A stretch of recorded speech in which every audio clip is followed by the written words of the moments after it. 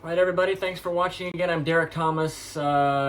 Disclaimer real quick, the advice I give is for informational purposes only and not meant to treat any medical condition. So, as promised before, I'm going to show you a few techniques on how to actually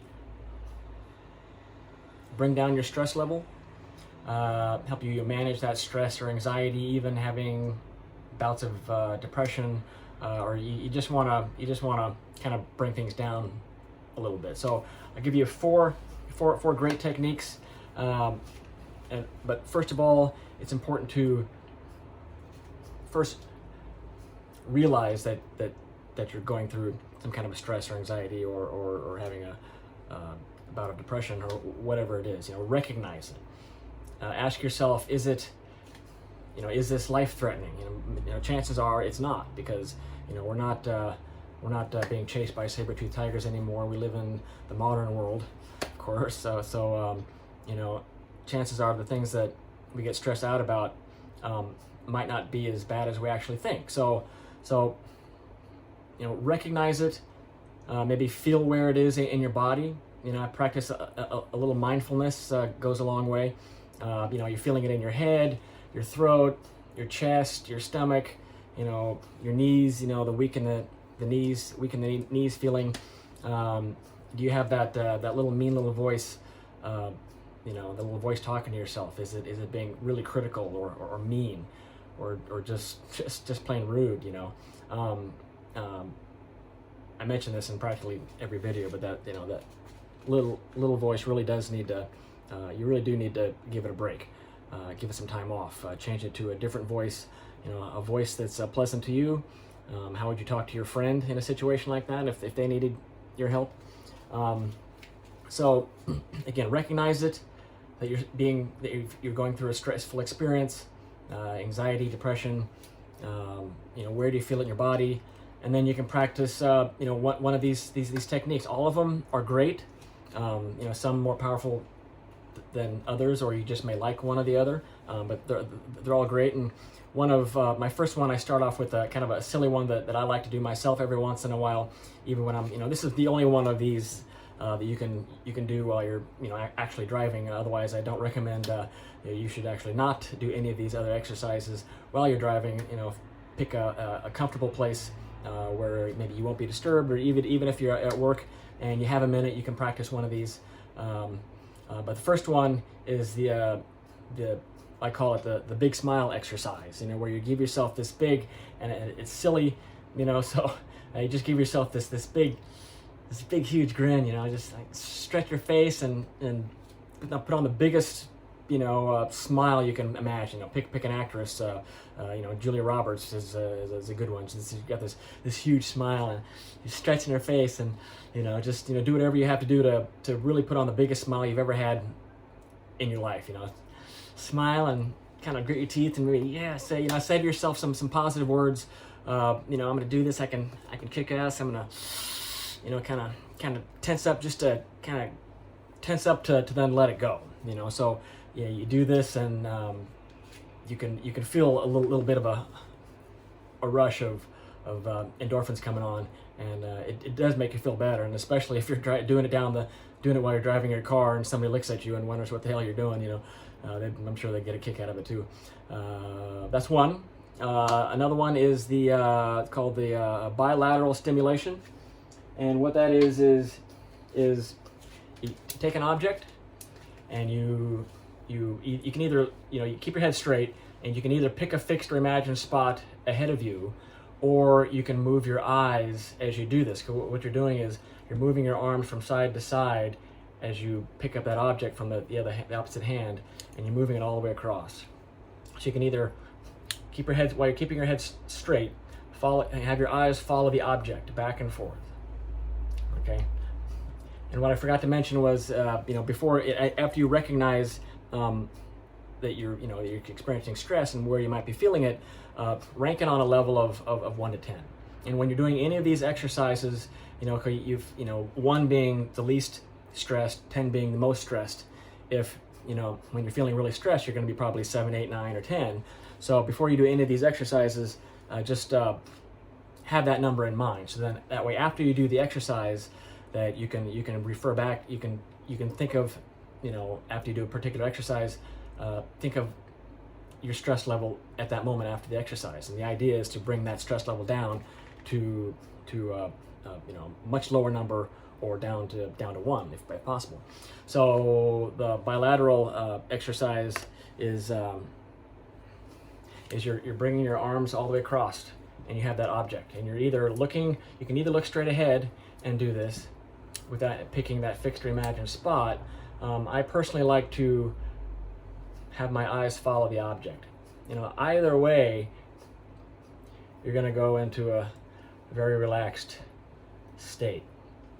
And you're going to do this for a couple of 1 to 2 minutes. 1, 2, 3. You can almost count it. So if you want to count it, you can count. But you do this for a couple minutes, and then you stop, and then you think of that stress level number. Has it gone down a little bit? Has it gone down a lot? Maybe it's only gone down a little bit. So you do it again. You do this. Keep doing this for 1 or 2 minutes at a time, until your stress level has dropped to wherever it feels good to you. Either down enough, down from a 10 to a 5, or down from a 8 to a 2, or all the way down to a 1 if you want. But you do it until your stress level goes down. As I've done this just for a minute, just explaining it, I can already feel kind of a euphoric relaxation come to me. So hopefully that'll help you. Number 3 is another great favorite of mine, but it's not mine. It's this one belongs to it's a breathing technique from Wim Hof, one of my mentors, and he's wildly popular. You've probably heard of him already, but if you haven't, he has several YouTube videos where he does guided explanations of his breathing techniques. And it's like 1 round is basically three sections. One is you're breathing in and out rapidly in quick succession for 30 breaths. You breathe in deeply and then all the way out. So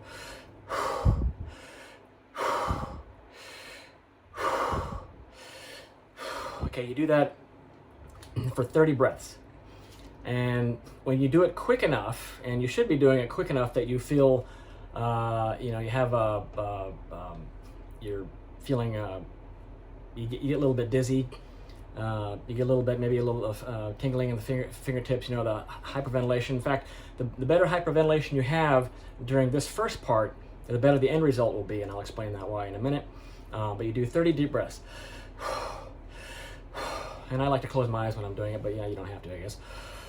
But you breathe in and breathe out, and this is another one obviously you don't want to do while you're driving. So when you get to that 30th breath, maybe you breathe in that last breath, maybe even a little bit deeper, and then you exhale all the way out, and then you hold it. Okay, you breathe to the bottom of your breath. Don't force all the oxygen out. Just breathe to the bottom of your breath, and stop and hold it. So really, you don't have any, hardly any oxygen in your lungs. So you hold it for as long as you possibly can. The longest I've held it for was like 2 minutes 40 seconds. I did that once, haven't been able to do it since, but I usually can do it around 2 minutes 20 seconds if I'm really pushing it. But I personally do it until I'm struggling, like you just can't hold it anymore. And then you take in that, that's part 2. Okay, holding it. First part is the deep breaths. Second part is the holding your breath at the bottom of your breath with little to no air in your lungs. And then the third part is when you can't hold your breath anymore, you take in that deep breath. You take in a deep breath and you hold it. That's part 3. So, you hold that for maybe 20 to 30 seconds. So when I get a good hyperventilation going in part 1, the 30 breaths, and by the time I'm at part 3 and I've taken that deep breath and I'm holding it, by the time I get to the 15 or 20 second mark, I get this amazing euphoric feeling, this rush of endorphins just exploding in my head, and it feels amazing. So, then I'll go into a second round of it. Wim Hof recommends 3 rounds or more. I think for me 2 is enough. By the time I finish my second round, then I'm feeling super relaxed. And it's like anytime I've ever needed to do this, and you should actually do it every day. It's a good practice to do every day. It really helps with stress in general. It also helps with physical. My chiropractor, I went to a chiropractor once a few years ago, and I'm not a huge fan of chiropractors, many people are, but I thought I'd go once to work on my posture. And he says, doing that exercise regularly is actually good has something to do with around your lungs, and here it creates a muscle that it works on something that actually helps your posture better. But it is a great exercise to do daily. Helps with, you get better sleep, you feel more relaxed, all that good stuff. So, and then technique number 4, which is one of my personal favorites, and it doesn't take as much time as the Wim Hof breathing technique or the quantum focusing. The bilateral stimulation. This one is called quantum focusing. My little twist to it is put yourself into a slight, a quick relaxed state. Maybe it's slightly hypnotic, where you keep your head level and you roll your eyes up as far as you possibly can, like you're looking through your own eyebrows that pick a fixed or imagined spot overhead, and you're going to take 3 deep breaths. 1, 2, and then 3, and you hold it for about 5 seconds. And then as you exhale, you close your eyelids down, all the way down. Your eyes are going to be feeling heavy, droopy, drowsy. And then you're going to say to yourself 3 phrases. One is, and you're going to say it 2 or 3 times to yourself, I can handle any situation calmly and easily. And say it to yourself again. I can handle any situation calmly and easily. Say it a 3rd time. I can handle any situation calmly and easily. And the second thing you say to yourself is, in your own monologue, you can say it out loud if you're not worried about anybody hearing you. It says, I have phenomenal coping skills. I have phenomenal coping skills. Say it one more time. I have phenomenal coping skills. And then the 3rd thing you say to yourself is, I am healthy and happy. I am healthy and happy. One more time. I am healthy and happy. And then whenever you're ready, you can either stay in this great relaxed feeling for a little while, because sometimes you just don't want to come out of it right away because it's so relaxing and it feels so good. So you can either stay in this relaxed experience for as long as you like, or you can calmly, easily, gently open your eyes and come out of it. And whether you do it that quickly or it's more relaxing if you stay in that mental feeling a little bit longer. But either way, you're gonna come out feeling super relaxed. The longer you stay in that, the more relaxed you're gonna be, and the more that stress level is gonna come down. But either way, so those are 4 techniques. I hope you enjoy them. Watch this video again to at any time to better understand it. Take some notes if you want. Great. Be sure to like and subscribe, please. Share this video with your friends even. Anyway, thanks for watching. See you again in the next video.